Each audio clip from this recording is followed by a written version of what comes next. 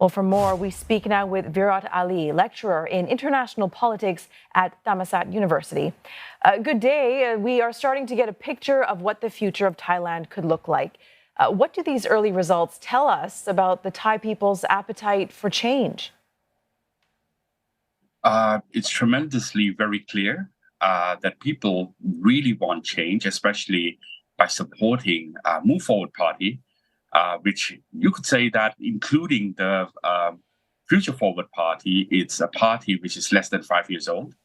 And in this particular election, it has won Pheu Thai Party, which has been winning the elections for the past 20 years. So it definitely not only bringing the democracy back, but it also means that the landscape of the social, political, and economic structure of Thailand is ready, for a proper change, much more further than the economic issues that has always been the main key issue that have made Pheu Thai won election again and again.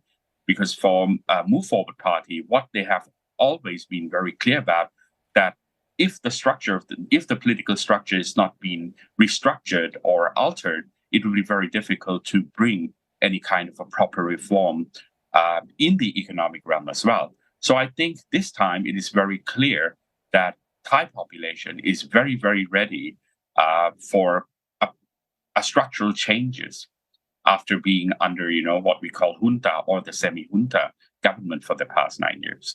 Yeah, so tell us a bit more about that then, and incumbent Prime Minister Prayut Chan-o-cha and the other military-backed parties. What's your reaction to their sort of performance, and General Prayut in particular seeming to step back from frontline politics?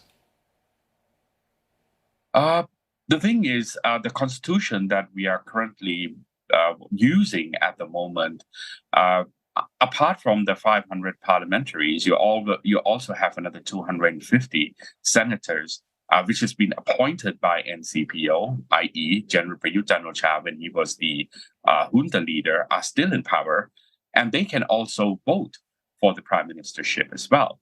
So in Thailand, it's not 500 parliamentary seats that needs to win. You also need to win another 250 senators' votes, which is available as well. So we need, for the Democratic side, to really win the election, you need 376 votes rather than only 250 or 300, which might not be enough. So we are a bit worried that there's not been much of a comment coming out from Prayut or any other what we call coalition at the moment, whether how they're going to proceed very clearly. But there's still possibility that the Move Forward and Pheu Thai, alliances this time might not be enough, but we still have to see.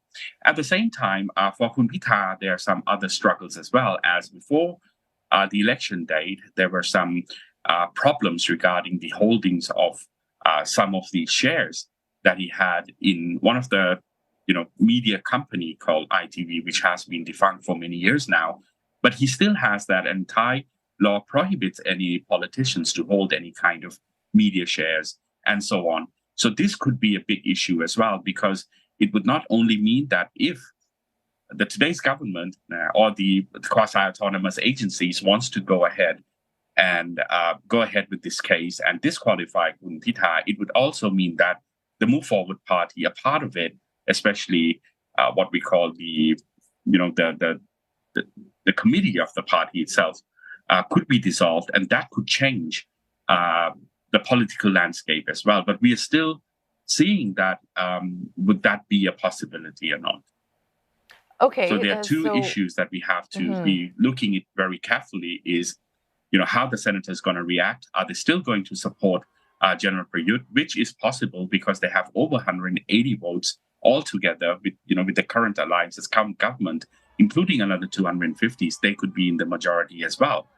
On the other hand is the dissolvement of Move Forward Party, which is a possibility because as we have seen this happen many times within Thai politics, that political parties get dissolved for something very, very, for a very minor issue. So this is something that we have to keep an eye on for the next 60 days until we wait for the election committee to come out with 95% of what we call,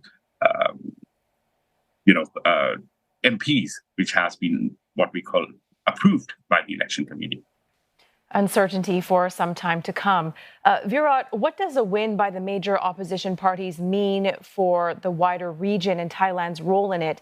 Some have argued that a change in government would prompt Thailand to play a more constructive role in Asean, for example.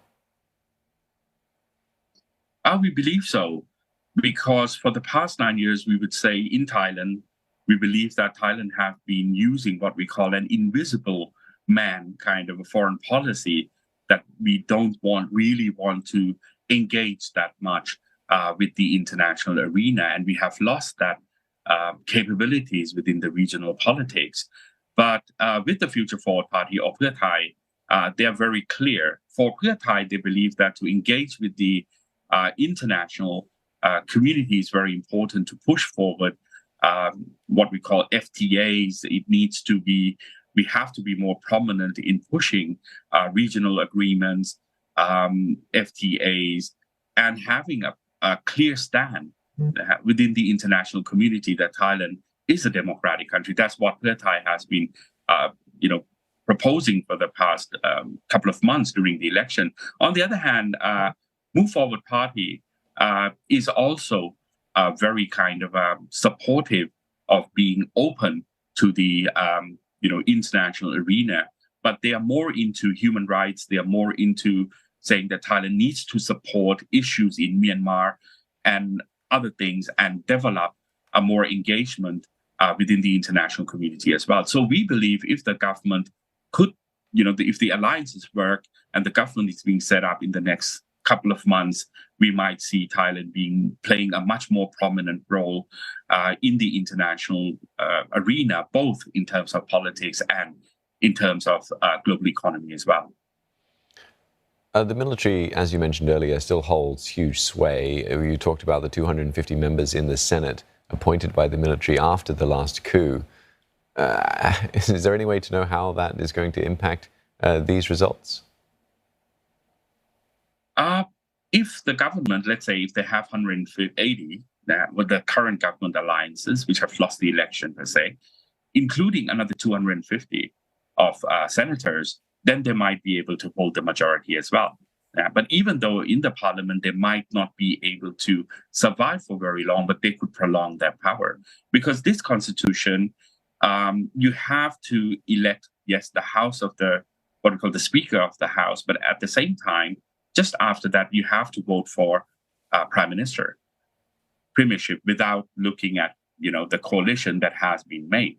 So if the senators disagree with whoever Move Forward Party or Pheu Thai proposes as a prime minister, and if they still want to vote for General Prayut or General Pravit, who already have more than 25 votes and they are eligible to run for the premiership seat, then yes, they might be able to vote for General Prayut or General Pravit and get the premiership first. And then there's a lot of political maneuvers that could be applied in order to pull what we call MPs from the democratic alliances at the moment to support them, which is possible. In Thailand, we call it finding snakes or cobras, which means you might need to use money or any other kind of influences to ask them to vote for General Prayut or General Prayut. So there are some possibilities, which I think it's quite slim.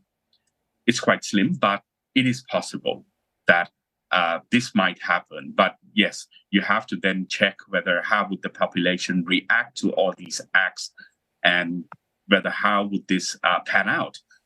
Would it become another round of protest or not? This is something that the government at the moment have to think about, because if they want to play this particular card, then you will have a lot of what we call dissatisfied population that might not be happy with the political maneuver that might be applied. All right. Having said all that, we're running out of time on the clock. But Virot, how long do you think forming the next government will take, and who do you think the next prime minister will be? The election committee has 60 days to approve 95% of seats. Once they have approved 95% of seats, then the parliament could convene. And then it might take a couple of weeks as they'll be meeting for the House of the Speaker of the House, and then elect what we call or vote for Prime Minister. For me, at the moment, with Bangkok, being all orange, so it would be quite interesting that we still be seeing Kun Pita would become the new Prime Minister. But as we know, the political maneuver from the current government could be made as soon as possible before that 95% have been approved, or it could be after. They might wait for some time in order to use some other types of techniques or tactics in order to, disqualify, move forward party or whatsoever. There are some possibilities, but I think at the moment, Kun Pita is very clearly going to become the Prime Minister of Thailand. All right. Thank you very much for your analysis today. We've been speaking to Virot Ali, lecturer in international politics at Thammasat University.